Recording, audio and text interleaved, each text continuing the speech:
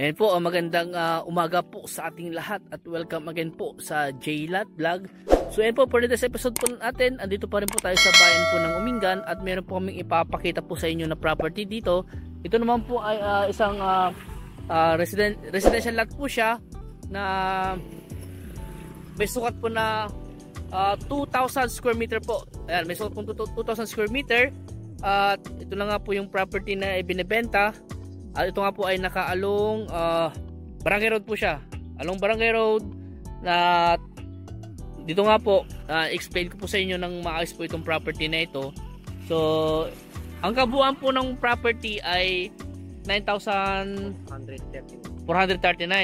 Tapos 2,000 square meter lang po yung binibenta ni seller. So magkakaroon po tayo dito ng subdivision survey. Relocation sa subdivision survey po mangyayari po dito. Isa-subdivide po yung mga portion po ng residential at ganoon din po yung 1,000 square meter po dito na ibenta daw po nila. So dito po siguro ito po ay ini-estimate lang po namin yung kanyang frontage, pero kailangan po natin talaga ng geodetic po dito. So ayon po dun sa pagkaano po lang sa Google Earth, dito po namin in-start i-boundary yung 2,000 sa part na ito. Diretso po yan. Tapos hanggang doon po sa banda roon, sa may palikong ganun, ang estimate ko entrada niya siguro na sa mga 50 rin po siguro o 50, yun na, sabihin natin 50 more or less po na frontage po niya. So hanggang dito daw sa banda roon, kasi may maiiwan daw po doon na parang portion din naman nung kanilang mga anak daw, di ba boss, pagbabahay daw nila. So ang inano ni seller, yun nga po, ito yung binibenta kasama na yung mga puno na yan, yung mangga tsaka yung sampalok, tapos yung isa doon na kasi ba yun o ano. So ito po 2,000 square meter. Ang presyo po pala ng property ay 800,000 po, 800k. At ito nga po ay sabi ko sa inyo totoo, ito po ay extrajudicial na po siya. Patayin na po yung kanyang magulang na lalaki at buhay pa lang po yung magulang niya pong babae. At ang kagandahan po nito yung nabibenta yung anak, mag-isa lang po siyang anak, wala po siyang mga kapatid. So silang dalawa lang pong pipirma nung kanyang ina na buhay pa at yung anak nila, yung anak niya ay yung nagbebenta. Ayan, nagugulan tuloy ako. So at ito nga po ay ang maganda po dito, yung kanyang titulo ay emancipation patent. 2007 pa po siya na award at meron na rin po siyang certificate of full payment na galing po sa Land Bank. So nagkaroon po siya ng 3 page po yung titulo. Ipa-flash ko po sa screen yung kanyang titulo para makita nyo rin po. At katapos lang po namin kausapin yung mismong may-ari po dito. So sa presyo po niyang 800k, tinanong ko nga po kay tatay kanina about dun sa obligasyon po niya as a seller na nagbebenta po ng property. Ang sabi naman po niya sa akin ay hindi nga po niya masagot kanina yung tanong ko po na iyon, kaya ang sabi po niya, pag-usapan nyo na lang daw po kung sakasakali po yung mga obligasyon po ng bawat isa. In-explain ko rin naman sa kanya na ganoon nga po na dapat ang seller yung seller dapat ang obligasyon po niya is yun nga po yung capital gain tax, documentary stamp at yung porsyento ng kanyang ahente. At si buyer naman sasagutin niya yun nga po yung transfer of title. Tapos about sa relocation tsaka subdivision, pag-usapan nyo na rin sana sa deed of sale sa buyer na po yun kung sakasakali sana. At ganoon din po yung ang tawag dito sa kanyang amilyar ay updated naman daw po sila. So kung pwede siguro ganito na lang po gawin natin sa 800k po na price po ni seller. Pwede natin siguro kausapin na kahit i-all in na lang niya yung 800k para at least po mabilis ang transaction na po yung gagawin po natin. So hanggang doon po yung property sa may bakod po doon, at yung 1,000 square meter po na benta nila dito daw po yun, yung 1,000 square meter na nabenta po nila. At ito na po yung 2,000 square meter na po na sinusunod nilang binibenta.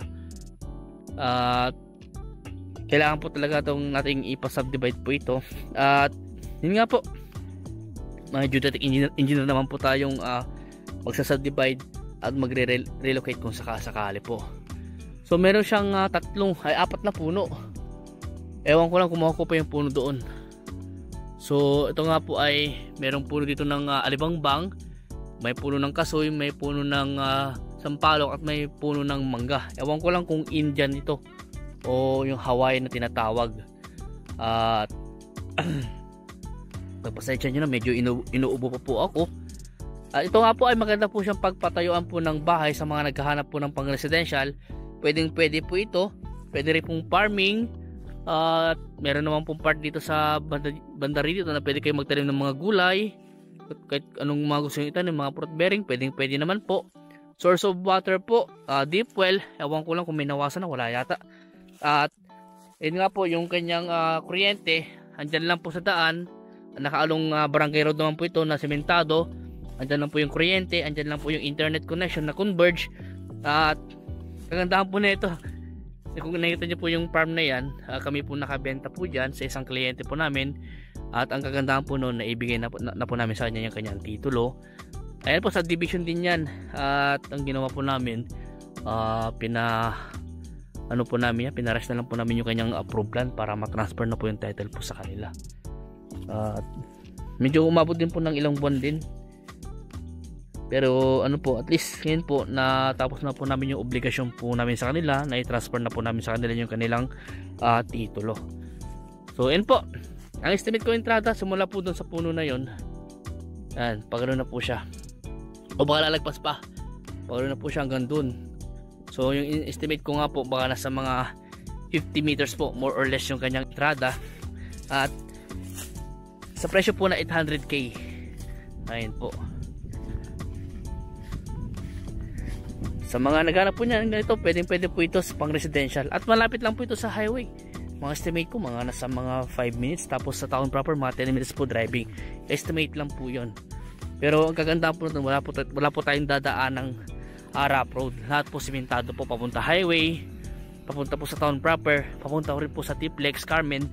Nasa mga Tiplex Carmen, nasa mga 20 minutes driving o kaya mga 20 to 25 minutes driving po sa Tiplex Carmen. Ayan po.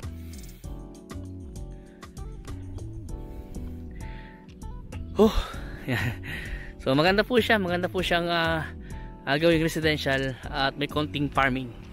At yung naman po dito, pwede rin naman pong gawin yung resort, kaso nga lang maliit sa 2,000 square feet, maliit. Mga ilang swimming pool lang yung pwedeng ilagay dito. Tsaka yung puno niya aapat lang dito. So yun nga po, pang residential po talaga sa mga naghahanap po ng dyan na pagbabahayan po nila. Pwede na po ito. Sa 800k, kausapin natin si seller kung pwede niyang i-all in na lang. At yun nga po, kinausap po kanina talaga si seller about sa obligasyon niya. Hindi po niya masagot-sagot. At yun nga pong sabi na lang niya, pag may bayan na, may gustong bumili na, pag-usapan nyo na lang daw po kung sakasakali po. So hanggang dito po muna. At maraming salamat po sa inyo lahat. At God bless po.